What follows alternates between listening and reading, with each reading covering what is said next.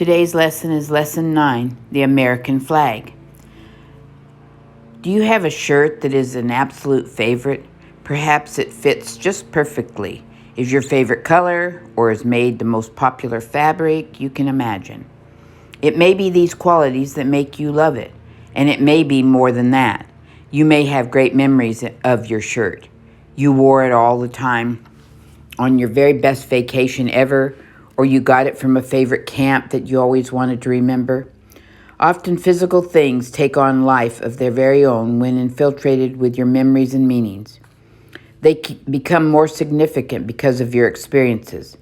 The flag of the United States possesses a similar story, but its magnitude includes the whole country.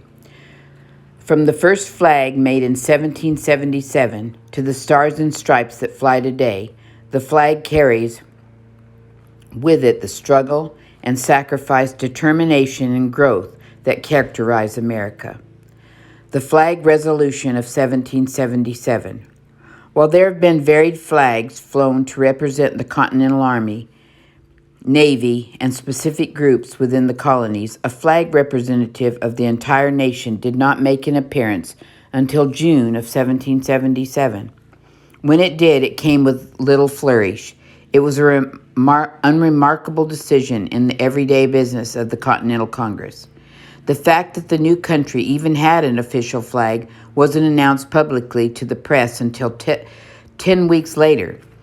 In the Congressional Record, the resolution stated, "Resolved that the flag of the 13 United States be 13 stripes, alternate red and white, that the Union be 13 stars, and white in a blue field representing a new constellation." The original design. If you notice, the resolution described only the basic features of the flag. There was some room for interpretation, and many different designers showed up. Flags today are sewn in factories, and you generally can't tell one from the other. The manufacturing process was much different in the 18th century.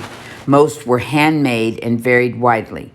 Not only were they made from different fabrics, but the size, shape, and placement of the stars and stripes were often different too. Some were sewn of individual pieces, and others were simply painted on large pieces of fabric. Rather than distract from its significance, the unique nature of early flags showed the ingenuity and flexibility of the American people. The important part was the ideals of the flag represented as a whole. Let's take a look at what the colors and symbols on the flag stood for. The colors. While the colors on the flag often carried a significance, the red, white, and blue were just inherited from the British flag. Later, when the same colors were used for the official seal of the United States, the colors were given the following meaning: red, hardness and valor; white, purity and innocence; and blue, perseverance and justice. Many people now connect these meanings with the flag's color. Stars. The 13 stars represent the 13 original colonies. A circular pattern was common, but there were many variations in lines randomly placed or around the edge of the blue field in a rectangle. The stars were not always uniformly either, and they had anywhere from 5 to 8 points. Stripes. The 13 colonies were represented again by the stripes. They appeared in the flag of the Sons of Liberty. Their design was simply red and white stripes, and when they reappeared in the official U.S. flag, they were a statement of the unity of the 13 colonies' dissension against the British. There are many different stories and opinions concerning who was the actual designer and creator of the first official flag of the new nation, commonly called the Betsy Ross flag.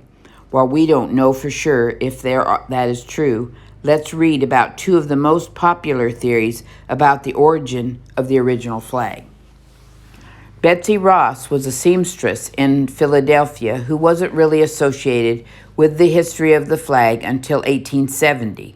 Her grandson wrote a paper claiming that she was one who sewed the first flag and helped George Washington design it.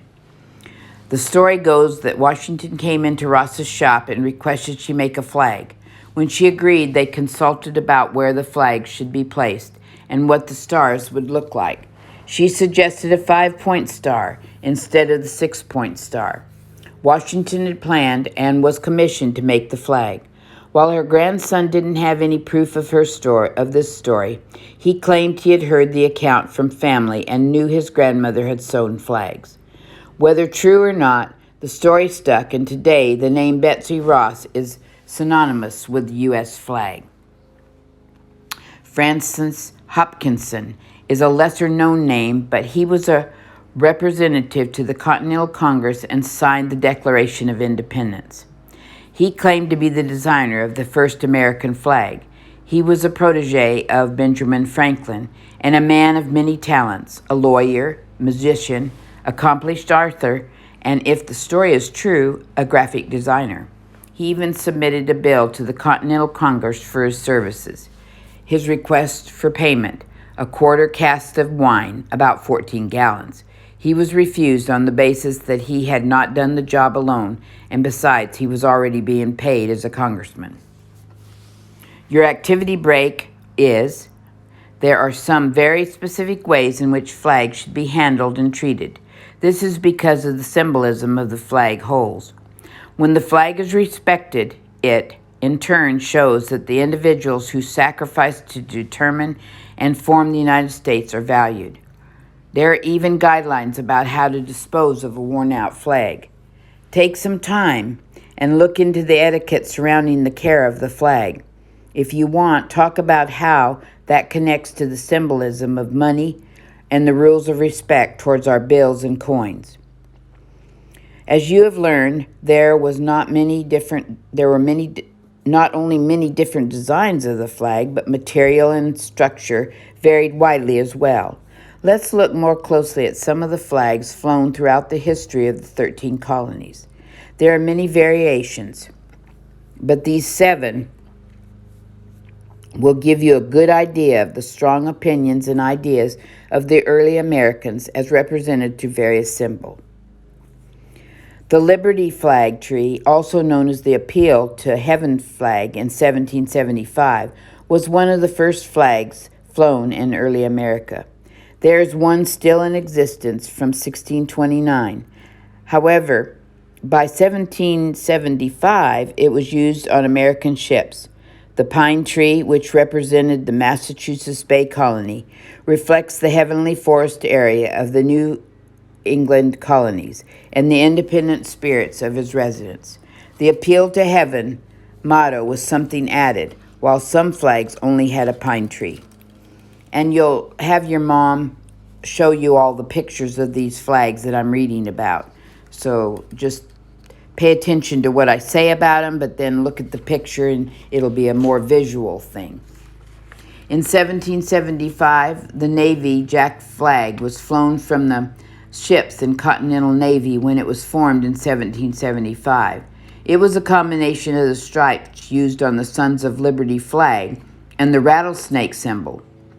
Do you remember Benjamin Franklin's political cartoon that used the join or die motto to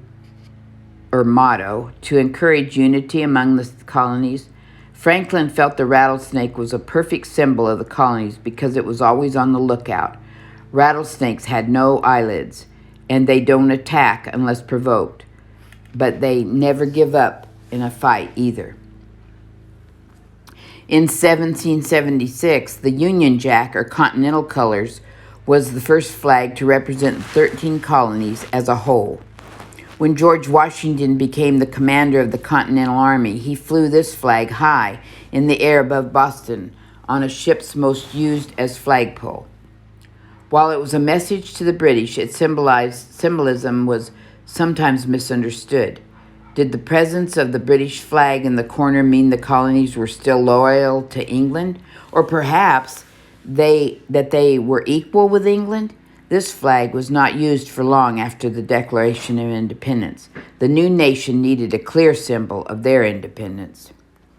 In 1777, As you have learned, the Betsy Ross flag was the first official flag of the new nation as adopted by the Continental Congress in 1776, symbolizing unity among the 13 colonies and rebellion from Britain. It was the official flag of the United States until 1795. 1795. In 1795, the Continental Congress added 2 stars and 2 stripes for the new states of Vermont and Kentucky. There was quite a bit of disagreement around changing the flag. Some held the opinion that it should be an enduring emblem, while others were concerned the new states would be offended if they weren't recognized on the flag. Eventually, Congress agreed to change the flag. It would be the only time the U.S. flag had more than 13 stripes. In 1818, the flag was returned to 13 stripes, but a star was added for each state that joined the Union. From then on, a tradition carried out on Independence Day. 1860 to 1865. When the states started seceding from the United States, they needed a flag for their newfound country. The Confederate States of America actually had 4 different flags, and none of them looked like the Confederate flag that we are familiar with today. The flag pictured here is actually the battle flag that was flown by several Confederate armies, including Robert E. Lee. Today it is often used as a symbol of white supremacy, the belief that white people are better than any other race or ethnic group, and it is considered a hate symbol. This flag was not a hate symbol when your grandfather hung it in the house for a long time. We had a flag like this.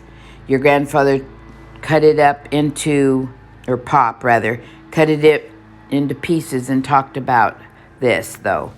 He didn't fly it anymore, and it was a sign of kind of not a good sign, but it's a part of our history, so we need to remember it. People have made it a hate sign, but it's not always a hate sign. In 1959, Hawaii became the 50th state. After 27 versions of the official flag, the final star was added, creating the familiar design we see today. Instead of the stars representing the 13 colonies, they represent the 50 states that made up this great country. Today, the American flag is recognized symbol of freedom and independence around the globe. It has flown all over the world and even made it into space. In 1963, it was planted on the summit of Mount Everest at an elevation of over 29,032 feet. In 1969, it was flown on the moon, 289,900 miles from Earth, after American astronauts landed there. Can you imagine what the Continental Congress would have thought if the members knew this would be the future of their flag resolution? Although they didn't know what lay ahead, we have the opportunity to look back at the sacrifices for independence. We can see the growth of the nation reflected in the evolution of America's flag. Let's talk about it. Many Americans wear the U.S. flag on their clothing, or on a patch, or a stick, or a sticker, or on a piece of luggage when they travel. Why is this a common practice? What meaning does the flag have for travelers? Does this meaning change depending on the location? Is the flag viewed differently outside of the United States? This concludes Lesson 9 on the American flag.